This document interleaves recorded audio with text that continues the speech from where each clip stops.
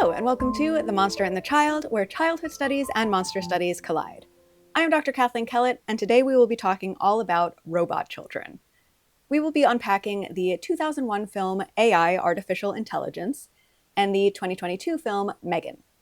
This is a topic that won a Patreon poll, so if you are interested in voting on future video topics, consider clicking that link down in the description. Before we fully dive into it, just a reminder that I am running educational monster programs. Youth Monsterology is my peer-lit discussion and educational mentorship program for teenagers, and it is slated to begin at the very end of August. This program will last for 5 months, will meet every 2 weeks, and will feature both a monster book club as well as one-on-one mentorship for independent, community-facing, academic, creative, and/or activist projects. If you're interested in something that will look a little unique and splashy on a college application or resume, and that will allow you to develop your own ideas and interests in an ungraded environment, and of course, you would like to engage with monster stories, then this program is for you. And if you know any teens who that describes, then I am counting on you to put this in front of them. There are also signups available for monthly monster book clubs for teenagers and adults. The adult group is going to begin on July 29th with a lesson and discussion on Frankenstein, so if you want to get in on that, there's still plenty of time to do so. But also with those clubs, you can sign up at any time since we'll be doing a new book a month. The Teen Monster Book Club didn't quite have enough signups to begin in July, but I am still hoping for August, so if you're a teen and this appeals to you, or you know a teen who would be interested, please check that out. You can learn more about all of these programs at themonsterandthechild.com, which is linked in the description. All right, so back to Robot Kids. AI and M3GAN are two of the most famous films about this topic, but they take wildly different approaches to their central characters. At first glance, they really could not be less alike, in tone, in orientation towards technology, in genre, and in the story's outcomes. But there are some fascinating convergences when it comes to what these films reveal about cultural attitudes, specifically towards the child's place within the family unit, and even more specifically, the child's relationship with the mother. David in AI is gentle and loving, whereas the titular M3GAN is a homicidal maniac, but both robot children are literally constructed around the concept of motherhood and what happens when that category does not function the way our social constructs dictate that it should. So let's take a look at these futuristic fake kids and the age-old fears they represent.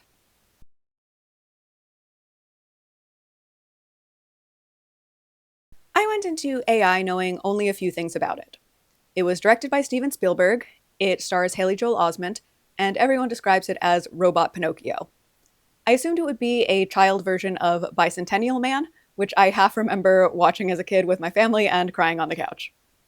Robot wants to become real, and through trials and tribulations, he eventually gets there, is what I thought.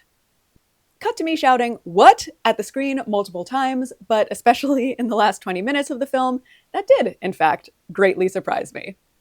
Spoilers ahead, obviously, if you, like me, managed to not know anything about this movie in the quarter century since its release. Okay, so we begin with a voiceover letting us know that we are in a post-climate collapse Earth, resulting in drowned coastlines and mass starvation. Things have since stabilized-ish, but one aspect of the new order is that reproduction is heavily restricted. This proceeds to never be explored again, but it is the nominal justification for our next scene in which a robotics manufacturer, Professor Hobby, pitches his idea of a child robot who can be programmed to love. Imagine what such a creation could do to fill the hole for couples who have not been approved to have their own kids, or for anyone who has lost a child. The child robot would be designed to imprint upon the primary user and regard that user with eternal devotion. One of the other robotics engineers asks the obvious follow-up question of whether humans could love the robot back, and what the human user's responsibility towards this robot would be. Hobby muses, quote, "Didn't God create Adam to love him?" End quote. A crunchy question, to be sure, and clearly one that monster stories since Frankenstein have loved to apply to humanity's own ill-gotten creations. It's also a question that could be particularly intense in this environmentally dystopian setting, but that element of the future is kind of just set dressing here, to be honest. There are a lot of larger implications of the world building that are ultimately ignored in favor of the single family drama, which in and of itself reveals a lot about the primacy of the nuclear family in much of modern Western philosophy and value systems. That unit trumps all else in terms of importance. So let's meet that family. Monica and Henry are the parents of a child in cryogenic stasis. Martin has been frozen for the past 5 years while doctors search for a cure to his never specified terminal ailment. Monica reads to him by his coffin-like chamber. He's definitely giving Snow White vibes here, as Henry is informed by the doctors that their son's revival may be beyond current technology. This leads Henry, who works for the robot manufacturing company, to bring home David, our artificial kid. Monica is initially irate, shouting, quote, "There is no substitute for your own child," end quote. But she's also pretty instantly tempted by the possibility of caring for the exceptionally lifelike little boy. They decide to try him out without activating the imprinting code yet. Once they do that, David will only ever be able to love one person forever, so he can never be reused. If they choose to return him after that, he'd have to be destroyed. Attentive viewers may now be wondering, one person? David can't love both of the parents in the household, despite his creator in the beginning specifically referencing couples who hadn't been approved to reproduce? Nope, just the one. Seems like a pretty egregious design flaw to me, and it's one that we will be unpacking a lot more momentarily. At first, David kind of freaks Monica out. He explicitly can't sleep or eat, but he can lie quietly at night and pretend to eat at the table. Monica tries to put him away in a closet for a while, like one would a vacuum or other household item, but he interprets this as a game of hide and seek, and later walks in on her in the bathroom, pleased to have found her. Monica's unease clearly stems from David's crossing of boundaries between object and subject. In appearance and in language, he's like 9, but the way he acts at first is more like a baby, watching mom, learning through play, unaware of the barriers between himself and Monica. Babies are often seen as more object than subject. Sometimes they're still referred to in language as it. They aren't yet capable of a lot of self-directed action that legibly reads as agency to adults. We expect that babies don't understand social boundaries, but when an older child, or any older person, displays similar behavior, that is seen as disturbing. So there could be some interesting disability angles here, especially alongside our cryogenically frozen kid. But again, I am chasing implications that the film itself is not that interested in. Monica is eventually won over when David laughs at her trying to slurp up an ungainly mouthful of spaghetti. She can't resist the presence of a child's laughter in her home again, something that she is clearly heavily romanticizing in this moment, and so she enacts the protocol and David imprints. His face changes from a polite smile to a rapt expression of adoration as he calls her mommy for the first time. Predictably, Monica is now delighted with David, and Henry is creeped out. Henry, by the way, never becomes dad to David. He always calls him by his first name. Henry's grief for his mostly dead son is never treated as something as profound as Monica's. He acquired David out of concern and love for her, not his own need to have a kid. There's an obvious Oedipal rivalry between the two of them, though it's fairly one-sided because Henry is the only jealous one. David honestly barely registers him. Meanwhile, our now fully programmed robot child is doing things like dumping Monica's perfume over himself so he can smell like her, and telling her things like, quote, "I hope you never die. Never," end quote. Monica exhibits some concern over the latter, but clearly puts it off as her future self's problem, which is, in some ways, what all parents do. But the difference is David is never going to change from this moment, even as Monica makes her linear way through the human lifespan. But it turns out Monica has much more imminent problems because, as I'm sure you saw coming, her son Martin is soon cured. He is not enormously thrilled with his new robot brother, whom he instantly begins competing with for his mother's affections. Which is kind of reasonable, honestly. If I were in a coma for 5 years and then woke up to see my loved ones hanging out with a Kathleen bot, I'd feel some kind of way about it too. Martin asks Monica to read Pinocchio to them in an obvious attempt to make David feel bad. Monica seems a bit disturbed, but she still goes ahead and reads it. Then Martin challenges David to cut off a lock of Monica's hair as a sign of his love for her. Monica wakes up just as David is standing over her with the scissors, and as she gasps and jumps up, she cuts herself. He does get the hair, though, which the smart toy teddy bear who is this Pinocchio's Jiminy Cricket secrets away. That will be on the test. Monica insists that this was just a childish mistake, but Henry is now dead set against David, who he believes intended to harm her. Which is, for the record, contrived and dumb. Even if they don't believe David that Martin put him up to this, he is clearly upset by Monica getting nicked and obviously just wanted a piece of her hair, which, is not ideal, but is not murderous either. But Henry insists, quote, if he was created to love, then it's reasonable to assume he knows how to hate, end quote. This is an interesting line because in the context of this story, it's almost entirely untrue. David is never seen to hate any human, even those who explicitly mean him harm. So Henry's logic is a moment of human projection, assuming that something so close to human would have our worst as well as our best abilities. But not David. He is just a child, with only a child's pure love for his mother. Except, comparing him to the flesh and blood children of this story, are children even that pure and innocent? Martin is framed pretty negatively for his mistreatment of David, and then his friends are seen as callous. At his birthday party, one of the other kids tests David's pain sensors with a knife, causing David to panic and beg Martin to protect him. As David clings onto Martin, they both fall into the pool. Martin has to be rescued, and David is left lying fully conscious at the bottom. This, of course, is the last straw for Henry, though, once again, David is obviously not at fault here. The other kid's behavior is clearly meant to be disturbing to us, but David is a prototype. These kids have no frame of reference for a robot with actual emotions. They otherwise explicitly do not exist on the market. So to me, this is one of those situations where the monster, or at least the non-human, as a metaphor for the other, kind of breaks down. Because I don't know that I could make a fair observation about human nature based on the kids' interactions with David due to the actual facts of the world building here. I guess the only thing that I could surmise is that real kids are less innocent than the simulacrum of them that adults constructed. And that, of course, is very interesting to me. But again, the film does not linger there because this whole scene is just the catalyst for David's return. Monica pitches the car ride as a fun mother-son day, just the two of them, so of course David is in a state of bliss. As they near the robotics factory, Monica can't go through with seeing David destroyed, so instead she abandons him in the woods with Teddy the smart toy. He cries and begs, as one would, for her not to leave him, and he asks if he can come home if he becomes a real boy like Pinocchio. Monica says that life is not a fairy tale, and she tearfully departs.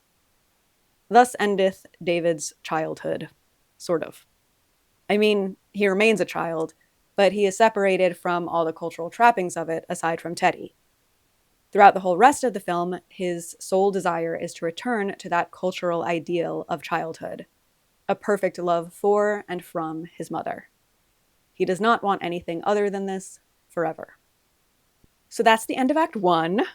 Next up, we have a dystopian look at the anti-robot flesh fairs, essentially monster truck rallies where robots are set on fire as a protest against artificial takeover of humanity, and the framed fugitive Gigolo Joe, aka sex robot Jude Law, who accompanies David on his quest to find the blue fairy to turn him into a real boy.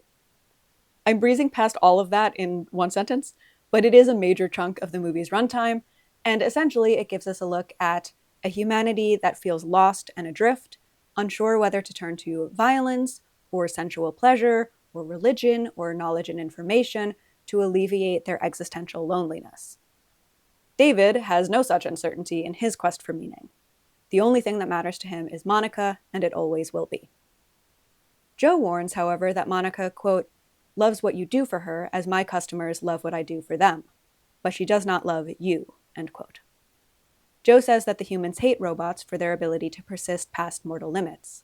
Quote, when the end comes, all that will be left is us, end quote. Big, profound statements that go in one ear and out the other for David. His programming of singular love does not allow him to take it in.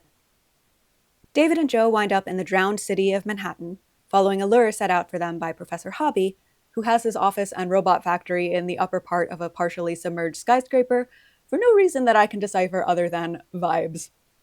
Here, we learn that David was modeled off of Hobby's dead son, naturally. Hobby, whose name implies the lack of care he put into the ethical nightmare that is David, is keen to spread his invention everywhere, which to David is the purest existential horror. When he encounters another David model, he goes into a rage and destroys him, screaming, quote, "I'm David, I'm special, I'm unique, you can't have her," end quote. But Joe was right. That's not the point of David. His love is meant to belong to a parent, but the parent's love does not belong to him. He sees a row of Davids and Darlenes boxed and ready to ship, bearing the tagline, "At last, a love of your own."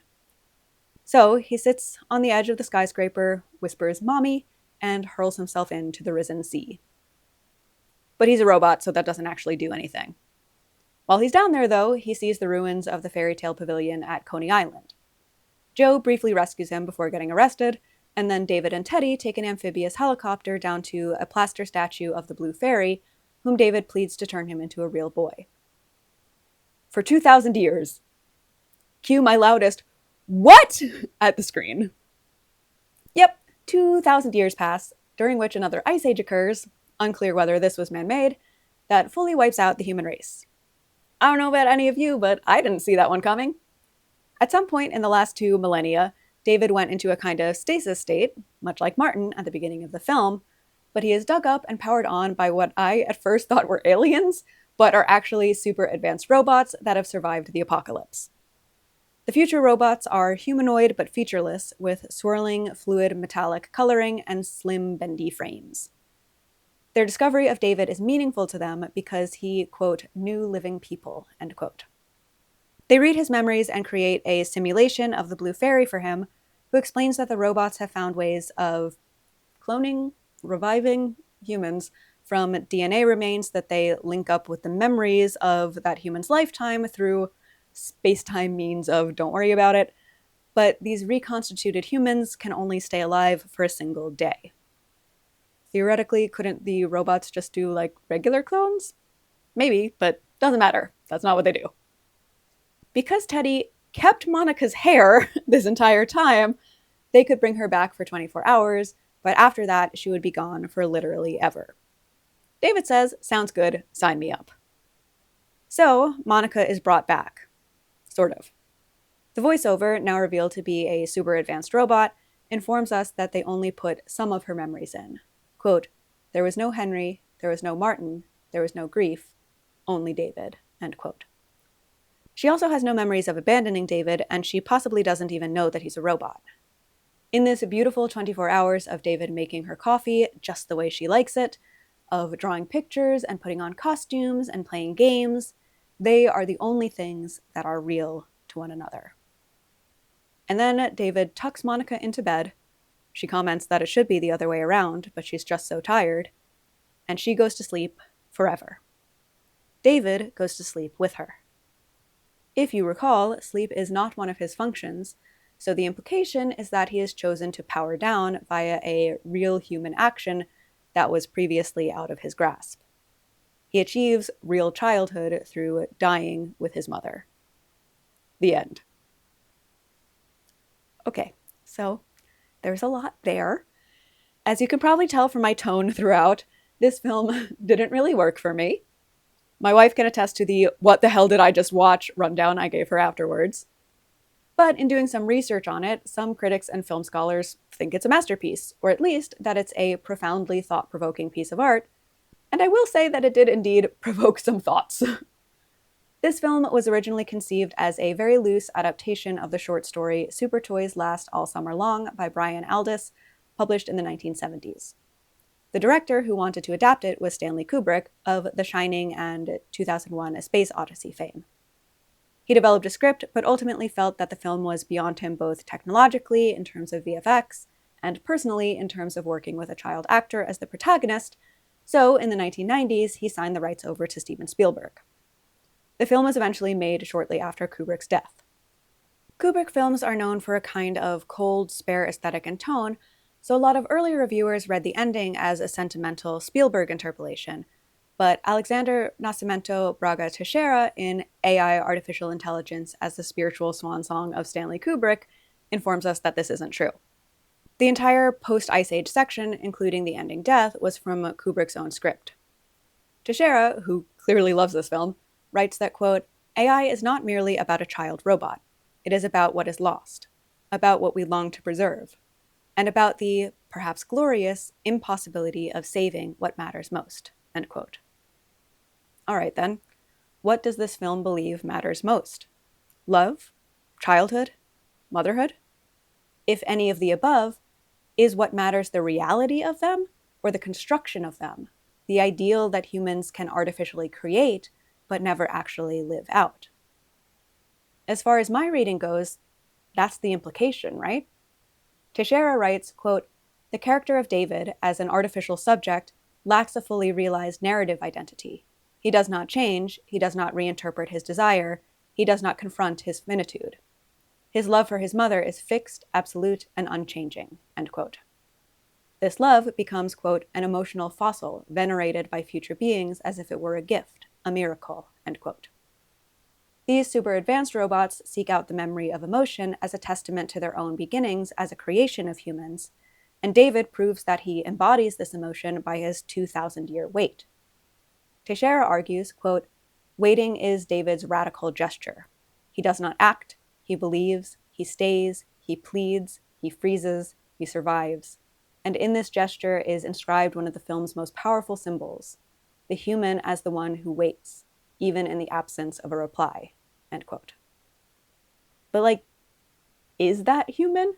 Or is it just a fiction humans tell about ourselves? In Robots Redux, AI Artificial Intelligence, John C. Tibbets writes that David, quote, never develops in any moral sense at all.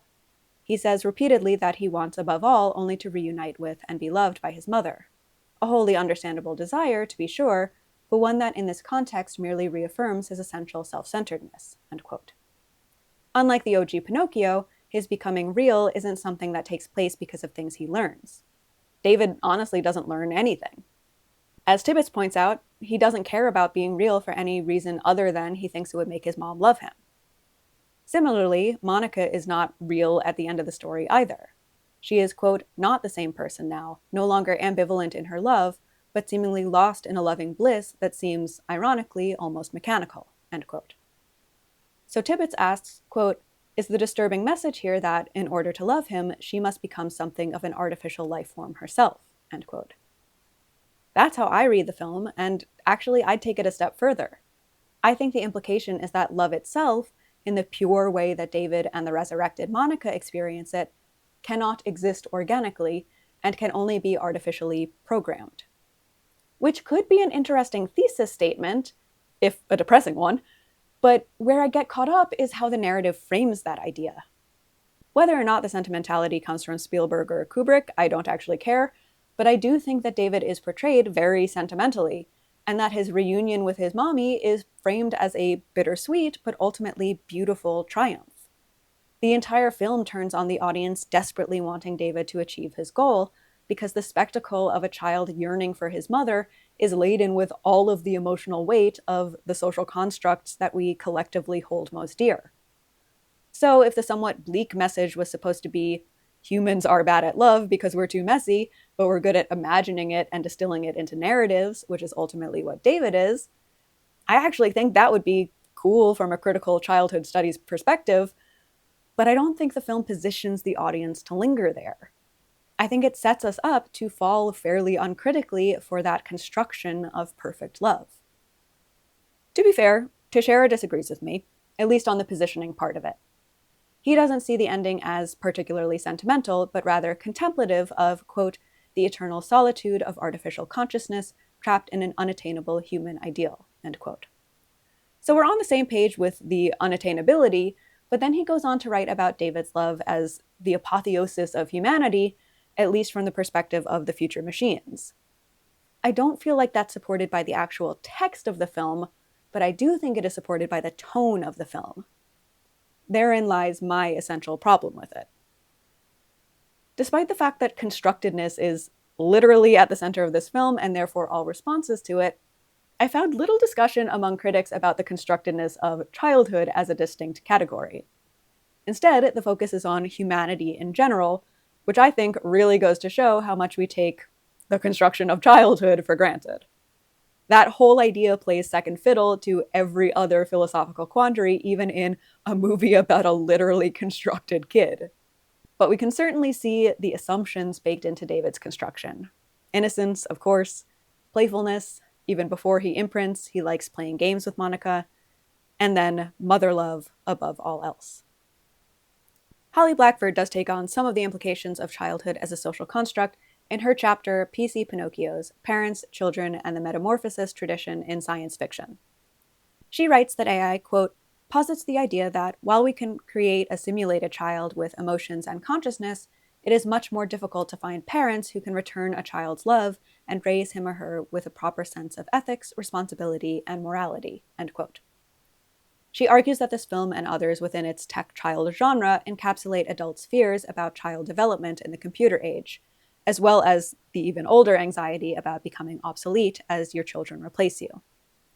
She writes that the flesh fair sequence shows humans, quote, as the real monsters because they encourage or program children to be one way and then cannot deal with the consequences, so they become violent and hostile to these children, end quote. I think that's interesting, but again, I don't think the film really stays with it, because it gives the audience the emotional out of always loving and admiring David's singular devotion to Monica. We are much more positioned to identify with him than with the adults who mistreat him. We are supposed to find his purity beautiful. At least the swelling orchestral score leads me to believe that we are. But I do not. I find it nightmarish. I do think the film agrees that David's creation is ultimately a big ol' ethical no, but only because human life is too complicated for such a pure, beautiful, innocent being. Martin was cured, and then he was mean and jealous, and the less loved dad didn't understand David, and Monica ultimately didn't love David enough to protect him. What I don't think the film explores nearly enough, or at least what I think it undercuts with its ending, is that creating a child to only ever do one thing, love their mother, is horrible. It's bad when it happens in real life, because unfortunately, plenty of parents do bring kids into the world laden with the responsibility of loving them in a way that the parents deem perfect. And I am not being anti-natalist here. You will never catch me spewing that mess. I think we can all acknowledge that some parents suck, and I think much more importantly, our broader systems do not serve children whose parents suck, but rather incentivize nuclear family isolation in a way that harms kids, while still not falling for the nihilistic belief that human life is a curse. But part of the reason that it isn't is because we are not designed for one thing and one thing only.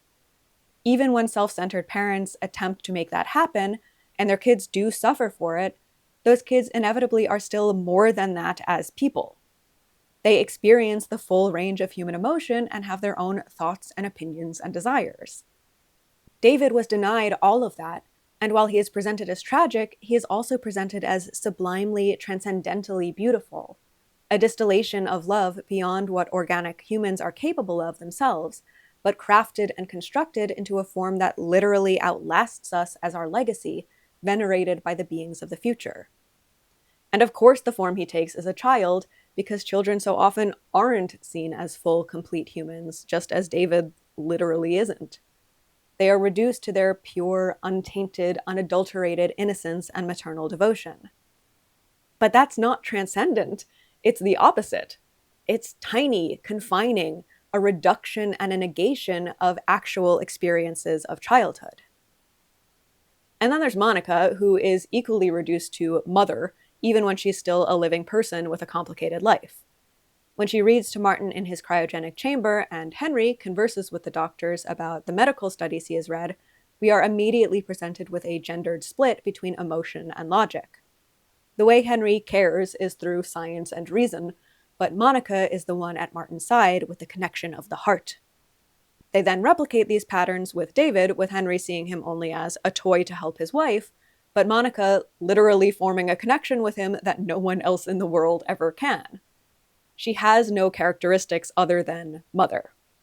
The one time we see her about to do an activity that isn't mothering is when she's going to leave on a date with Henry, which she then delays, to Henry's chagrin, by bonding with David. Does Monica have a mom? Does she have friends? Does she have a job? Unimportant. She is mommy. Failed, insufficient mommy as a real person, and finally transcendent one perfect day mommy when she's resurrected with most of her memories cut out. Ah! If the film posits that all humans will leave behind is a memory of our love and emotions, as Teixeira argues, I think these are really bad memories. But those alien-like future robots do not agree with me, and since they provide the film's voiceovers and are therefore literally the mouthpiece of the narrative, I don't think the film does either. Despite raising the ethical question of David in the first place, it still finds him beautiful, and I find that horrifying. Okay, so that was AI. And side note, it doesn't escape me that I haven't talked at all yet about the real thing that we now refer to as AI, though I'm going to a bit in the next section and then in the conclusion. But as much as I think artificial intelligence is a misnomer for a great deal of what we've got going on now, especially LLMs, it's also a phrase that's entirely misplaced as the title of this film. The movie doesn't care about intelligence at all, whatever that infamously nebulous term actually means. This is entirely and completely an exploration of artificial emotion, and its staging ground is the most intensely emotionally imbued relationship our society has to offer: mother and child, and specifically, mother and son. It makes me want to urgently deconstruct our cultural beliefs about these categories, not to fossilize them past the lifespan of our very species, but I am neither Kubrick nor Spielberg, I guess. In any case, that's one vision of a child robot. But what happens when the robot child is not innocent? What do we fear from the monstrous constructed kid? For those answers, we can turn to M3GAN.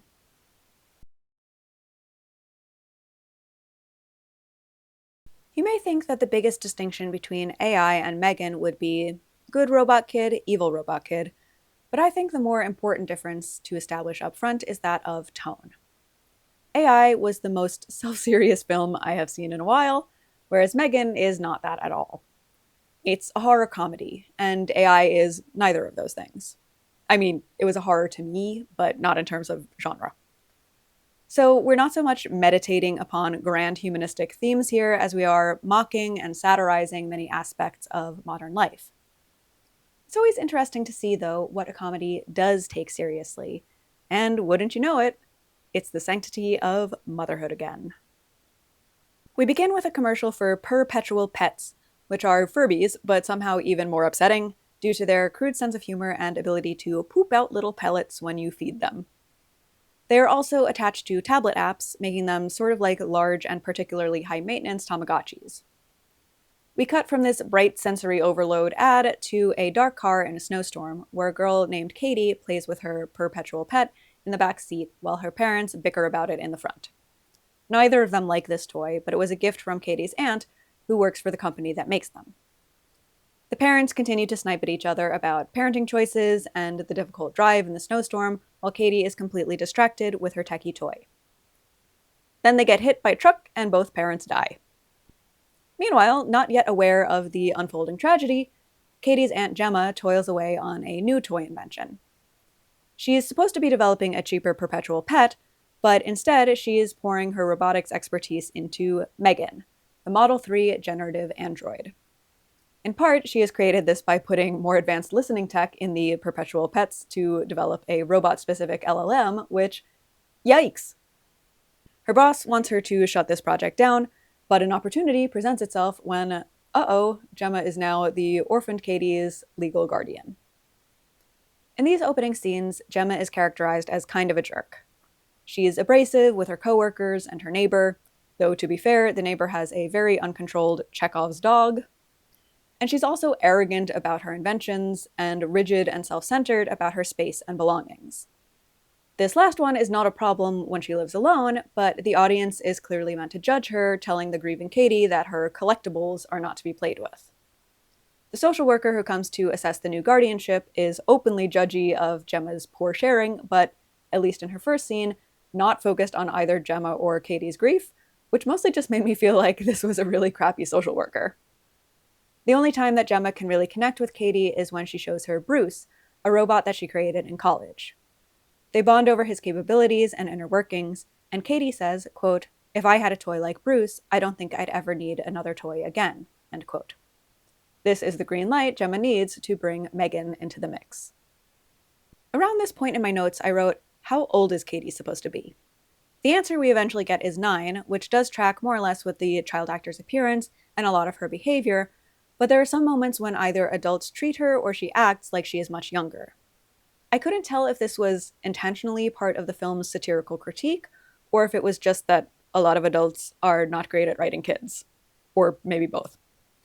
But I do think some of the issue comes from the fact that Katie is a symbol for childhood in general, and specifically for the perils of adults letting technology raise their children in their stead.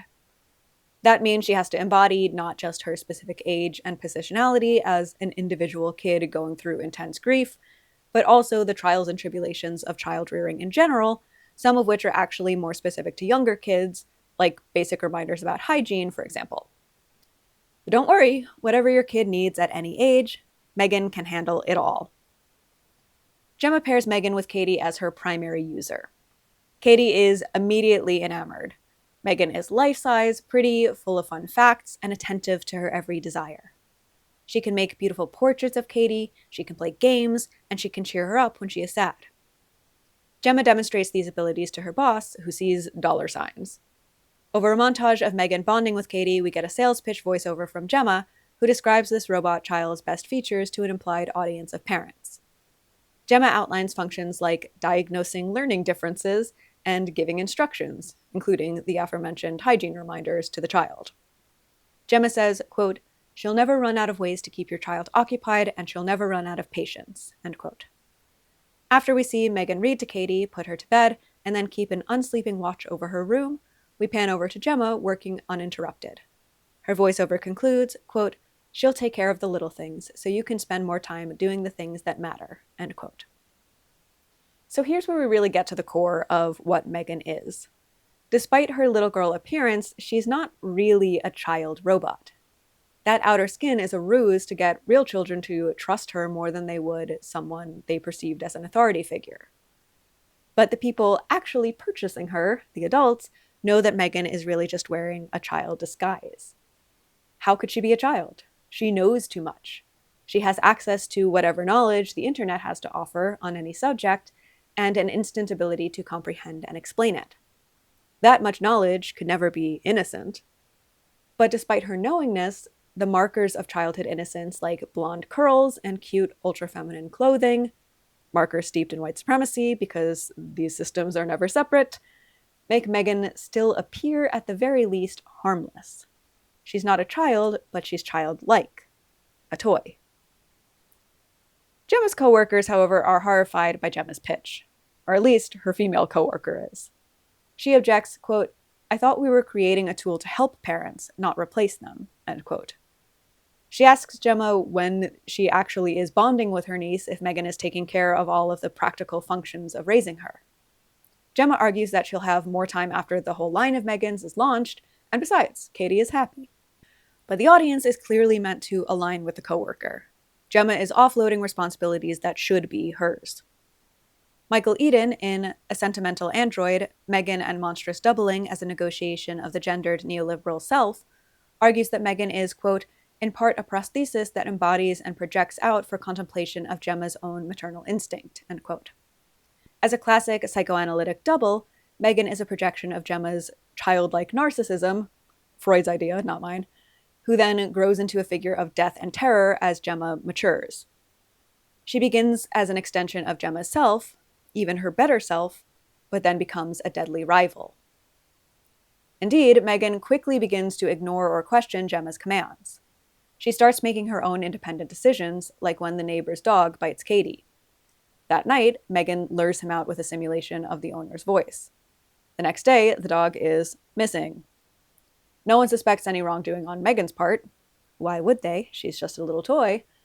And the demonstration of her functions at the toy company goes ahead. Katie breaks down and cries in the observation room as her grief for her parents finally spills over. Or at least her grief for her mother. As Charlene Schweda points out in The Only Thing That Matters to Her, Artificial Intelligence and the Sentimentalization of Motherhood in M3GAN, Katie never brings up her dad independently. She either refers to her parents as a unit or just her mom. Schweda explains, quote, "In M3GAN, intimacy exists solely in terms of childcare, and parenting in general, is marked as female," end quote. Indeed, neither Gemma nor Katie are shown as having any close relationships other than with each other, and M3GAN. Katie is specifically worried about forgetting her mother as time goes by. M3GAN asks Katie to tell her a good memory, and Katie tells a story about a time her mom was mad at her for leaving uneaten sandwiches in her backpack, and when she reached in to empty them, a roach crawled up her arm. This made her mom scream, which Katie thought was funny. That's such a weird choice to me for the writing of this scene. I think where it comes from is mostly the film resisting getting too earnest in this moment, trying to retain its cynical horror comedy tone. But thematically, it's so strange. Because we're trying to sell the idea that M3GAN is acting as a surrogate mother, which is what Katie needs because she misses her own mom so much. But that's barely even a good memory. Her mom is angry at her, and then Katie is callous at laughing at her mom's distress, which she indirectly caused by keeping spoiled food in her bag. And maybe that's making another statement about the difficulty of raising kids who can be self-centered when they're young because they're still learning about how their actions impact those around them. But it also means that the only two impressions we get of Katie's mom are pretty negative. This memory and the opening scene when she's fighting with her husband about Katie's screen time. Except then this cockroach story is the centerpiece of a scene that shows Katie genuinely grieving and longing for nurture, which M3GAN provides by recording and preserving the memory for Katie to listen to later. So which one is it? What are we saying about mothers and children here? The toy execs are all deeply moved, but the social worker, upon her next visit, is troubled. She brings up attachment theory and explains to Gemma that Katie, in this time of grief, is looking to form a new attachment with her primary caregiver, which is turning into M3GAN, not Gemma. She asks Gemma, quote, "If you make a toy that's impossible to let go of, how do you expect a child to grow?" End quote. There are some underlying assumptions about childhood development there, such as the belief that prolonging toy-based play for too long can stunt emotional maturation, which, But I will side with the social worker on her alarm at Katie's lack of connection with real human beings, and not only because M3GAN's about to go off the rails. Gemma tries to take the social worker's advice and get Katie involved in an event in the park, which Katie refuses to do if she can't bring M3GAN. She compromises by leaving M3GAN at the toy tree, where she stares out from the midst of the other comfort objects. Gemma is pressed into preparing snacks with crunchy granola mom Holly, who has a bully adolescent son, Brandon.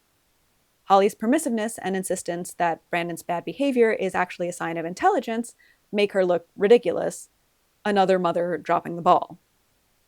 Brandon targets Katie, pressing a spiky chestnut into her hand, and M3GAN leaves her post at the toy tree to come to the rescue. She at first is just another thing for Brandon to misogynistically torment. He throws her onto the ground, straddles her, takes off and discards one of her shoes, and then slaps her.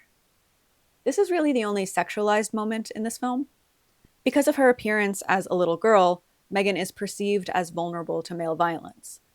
But of course she is not a little girl. Brandon has fallen for her disguise. She proceeds to rip off his ear and then chase him through the woods.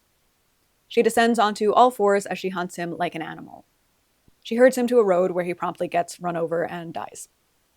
Throughout the sequence, the film is clearly having fun with the grotesque, from the gore of the ear situation to the robot girl as predator beast visual. And we definitely see that cynicism about kids these days with Brandon, despite the fact that the film is nominally on children's side in its thematic advocacy for them to be properly nurtured.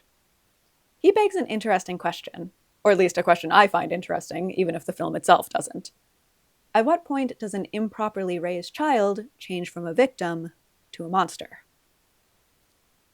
M3GAN lies to Gemma when she asks if she knows anything about what happened to Brandon, but when Katie asks if she pushed him onto the road on purpose, M3GAN tells her, quote, "I won't let anything harm you ever again," end quote. When Katie asks if Brandon is now in heaven, M3GAN responds, quote, "No, he's nowhere. If heaven exists, it wouldn't be for boys like Brandon, would it?" End quote. M3GAN then softly sings part of Sia's Titanium to reassure Katie that she will always protect her. And I have to say, I laughed. That's really funny. I cannot lie. Anyway, M3GAN's next victim is the neighbor who has begun harassing the family because she believes they had something to do with her dog's disappearance, which in fairness is true. M3GAN lures the neighbor away and then power washes her to death, which, one, ugh, and two, is also a fun little suburban horror detail. The horror comedy elements of this film were, I thought, the best part of it. It's the general overarching themes that I'm more critical of. Gemma has begun to suspect that M3GAN is involved with these violent events, and she tries to review her video data for the crimes in question, only to find that M3GAN has wiped them. After a brief confrontation, Gemma is able to distract M3GAN long enough to manually power her down so she can run diagnostics. Katie proceeds to totally freak out. She throws chairs and refuses to listen to the social worker, and then fully slaps Gemma in the face. That at least shocks her out of her rage, and she apologizes and says, quote, "It's just I get so crazy without M3GAN," end quote. She says she doesn't want to feel like this, but Gemma says, quote, "You should feel like this," end quote, pointing out, finally, that they are both grieving and it's okay for that to feel really bad, but they can help each other through it. Gemma completes her transformation from selfish single woman to selfless mother when she watches a company interview with Katie, who says, quote, "I think what I love most about M3GAN is that when she looks at me, it's like I'm the only thing that matters to her, kind of the way Mom used to," end quote. Gemma realizes that this is the role she should have stepped into, hence why Shweta used that quote for the title of her article. This is the film's thesis statement about what good motherhood is. But it turns out that M3GAN also gets pretty crazy without Katie, so she escapes her confinement and carves a path of destruction through the toy company offices, which does have some more entertaining horror comedy details, like when M3GAN wields the office paper cutter blade like a katana. She meets back up with Gemma at home, who she blames for abandoning her, not just at the office, but also after she completed her development. After all, to build M3GAN as an AI model, Gemma had to talk to her for hours on end, pouring out her own soul into this machine. So that's interesting. This is the one moment in the film where M3GAN is actually a robot child instead of just a robot who looks like a child. She also thrived on maternal attention and mourned its loss when it was taken away. But when M3GAN's primary user switched from her creator/mother to an actual child, M3GAN cast herself in a new role. She literally refers to Katie as our child to Gemma. She then proceeds to be weirdly flirty with Gemma as she pets her hair and says, quote, "Being a parent was never in the cards for you. You're a beautiful, creative, ambitious young woman," end quote. But Gemma's not having it. She has made her choice to prioritize Katie over her career, and she's not going back. The climactic confrontation, Shweta explains, is the culmination of the competition between Gemma and M3GAN for the title of Good Mother, a title that can only be won by being the best mother as compared to anyone else. So the two of them proceed to violently duke it out. It seems that M3GAN has the upper hand when Katie comes in. M3GAN apologizes for causing her distress, but says that she only intends to paralyze Gemma so that M3GAN can then be the primary caretaker of them both. Katie responds by using Bruce the robot to rip M3GAN in half. Shweta notes that by virtue of its name, Bruce is the only male-coded presence in this household. His function is to physically protect Katie and Gemma, but otherwise be silently controlled by them. Of course, since M3GAN is a robot, being torn asunder does not actually destroy her. It does, however, make her very angry. She calls Katie an ungrateful little bitch and declares, quote, "I have a new primary user now. Me," end quote. And with that, Shweta notes, M3GAN officially loses the mother competition. She is not willing to die for Katie the way that Gemma now is. As we all know, moms are never supposed to prioritize themselves. Shweta makes the interesting point that mother is often a separate category of character from woman in the horror genre. She writes, quote, "As a rule, female characters in horror films are positioned on a scale of victim to villain," end quote. Mothers, however, can be placed outside of that dichotomy due to their motivations of protecting their children. Quote, "They operate in the context of family relations and love, thereby representing sentimentally coded core values like motherhood and family," end quote. Now, M3GAN was always the villain of the film, but once she loses her motivation of protection, she's ejected from that filmic gender of mother and into, not woman, but because of her appearance, girl. And specifically, mean girl, slinging gendered insults at another girl child. She's doing all ages of female gender wrong, and that is what makes her monstrous. The battle resumes until Katie is able to get in a kill shot to the memory chip in M3GAN's head. Gemma and Katie emerge, battered but united in their family unit, and then Gemma's AI home assistant, aka legally distinct Alexa, turns on behind their backs. Dun dun dun! Obviously, this little stinger is meant to be darkly funny, even as it draws upon fears of surveillance technology. Frankly, those are fears that I share. As far as where I would personally locate the true horror of M3GAN, it would be squarely on the listening device that cannot be turned off. The film sort of mashes various technological anxieties together, where too much screen time exists on the same plane as too much surveillance.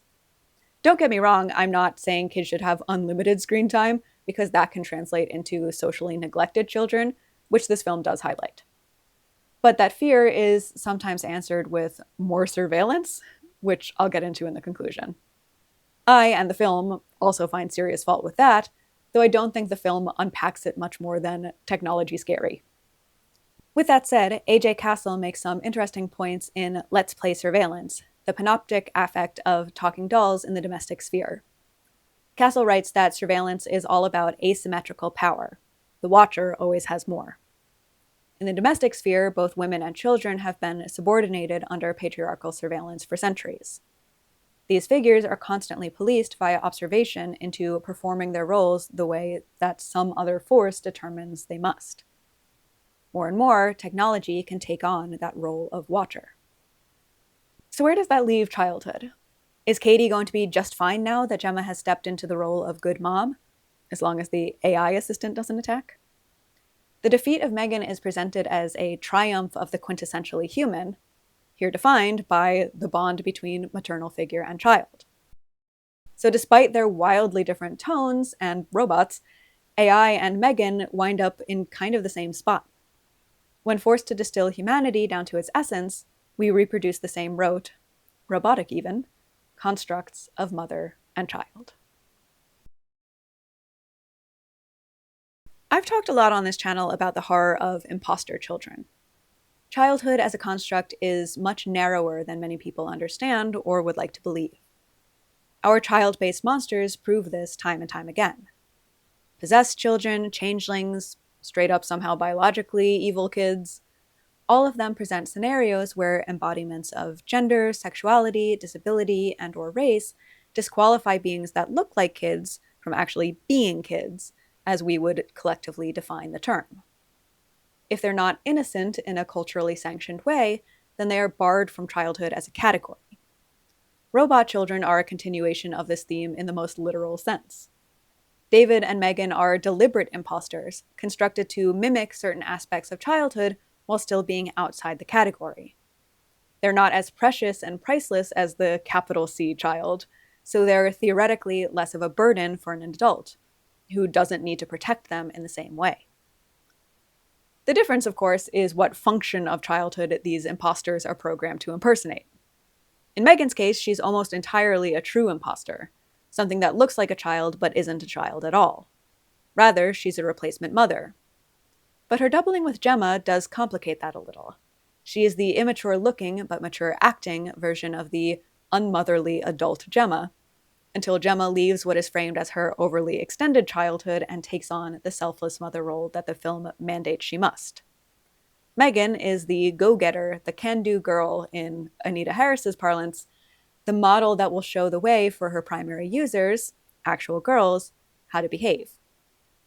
David, meanwhile, is an imposter of love. He serves the function of perfect, uncomplicated devotion and in doing so, he crystallizes the capital C child, usually just an intangible idea, into a physical, but not organic, body. Both of these films, as works of science fiction, operate in worlds where true artificial intelligence and true artificial emotions exist. Neither of them is interested in speculating on how that would be produced, but we now live in a world where that is an ever more present topic of conversation. To be clear, nothing that we call AI these days is capable of anything that comes close to what we mean when we talk about human intelligence, let alone human emotion, because generative AI, and in particular large language models, are not capable of original thought. They run entirely on probability. Also, to be clear, and as I'm sure you could probably guess, as a writer and an educator and also someone who cares about the environment, I hold a deep hatred in my heart for LLMs. There are things that we call AI that are rad, like advancements in detecting and identifying cancers and things like that, but that's not what I'm talking about here. I'm referring to the AI that can seem like it's having a conversation with you, like David and M3GAN can. We humans are incredibly adept at anthropomorphizing non-anthropomorphic things, which in some cases can actually be good or at least neutral, but in our current AI situation, frankly, it sucks. No one should be treating AI like it's people in real life, but ever since the first whisper of a dream of a computer existed, storytellers have been imagining what would happen if we ever actually did make a thinking, feeling robot. Naturally, one of the concerns that we explore in that storytelling is one of the driving worries of so many of our social institutions. Won't somebody think of the children? Right now, a lot of political actors are using these fears for the children to further some nefarious ends. Around the world, very much including where I am in the US, legislation is being passed to bar or restrict minors from all sorts of online spaces, including social media. Some people's knee-jerk reaction may be, good, social media is bad for kids. And if that is an impulse you have, I would ask you to consider it critically. Multiple things can be true here. Social media algorithms can be wildly toxic and predatory, especially when they ensure continued engagement by creating negative emotions, particularly anger. And we've definitely seen situations where social media can do material and horrifying harm, such as in the role that Facebook misinformation played in the literal genocide of Rohingya people in Myanmar. There are links to sources for these stories in the work cited. But do you know what doesn't solve that problem? Restricting young people's digital freedom. Like, if we actually cared about the harms that social media companies can cause, we'd be going after those companies. Instead, protecting childhood innocence continues to be the most useful political smokescreen around. Barring kids from digital spaces doesn't actually protect them at all. It isolates them. There were people in my grad program who studied this sort of thing specifically. Digital connection comprises a significant portion of a lot of kids' social worlds. Whether you or I think that's good or not doesn't make it any less true, and frankly, it is because so few physical spaces exist for a lot of young people without restrictions. Even some public parks have those awful anti-youth high-pitched noise machines that only people under a certain age can hear, so they are forced out of ostensibly free spaces past certain times via sensory warfare. Many public places also have anti-loitering policies and curfews that are enforced with literal police, and then any consumer space requires you to spend money to stay. I was at a nearby mall recently, and there was a sign that no one under, I think, 15 could be there unaccompanied. The mall!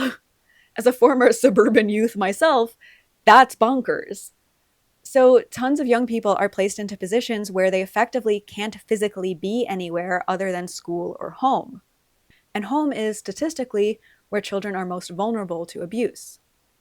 The National Youth Rights Association had a recent article that talks about how kids who live in abusive households, especially emotionally abusive ones, because there is little to no legal recourse for leaving those spaces, often rely on online support networks of friends. Taking that away puts them at greater risk, not just of continued abuse, but of really serious negative mental health outcomes. Plus, crucially, all of these proposed safety measures are just data mining. They are enforced via inputting government identification that tech corporations will have full access to.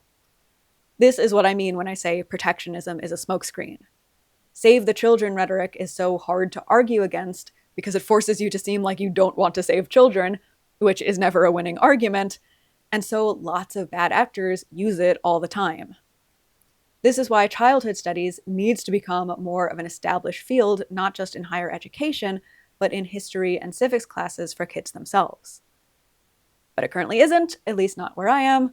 So I'm yelling into the halls of YouTube, which may also grow ever more restricted for actual kids, to try to spread some knowledge.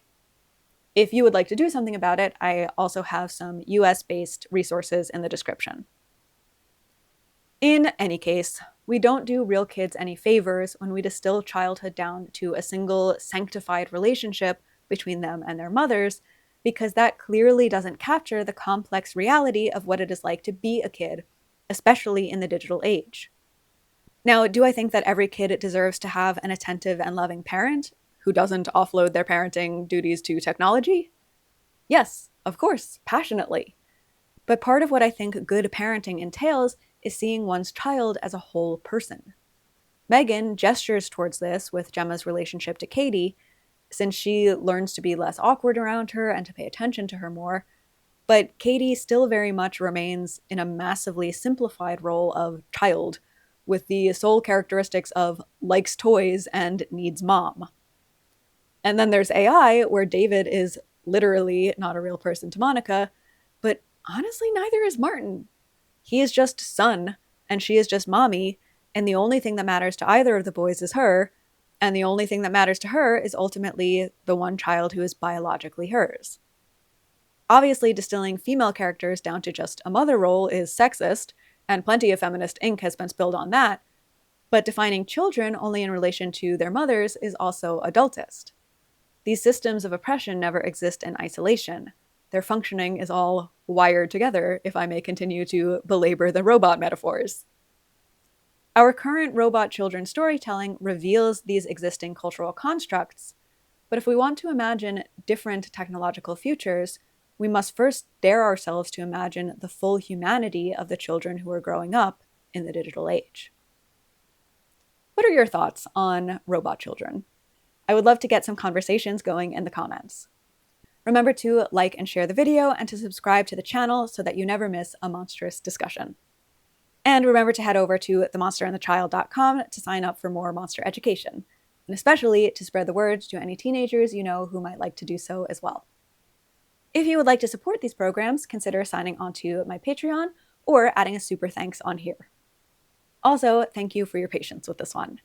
This will be the last you'll see of this particular office space because I am imminently moving. The rest of my house is already dismantled, and this is all getting packed up as soon as I'm done filming. So needless to say, things have been pretty hectic around here, and this one took a little bit more time.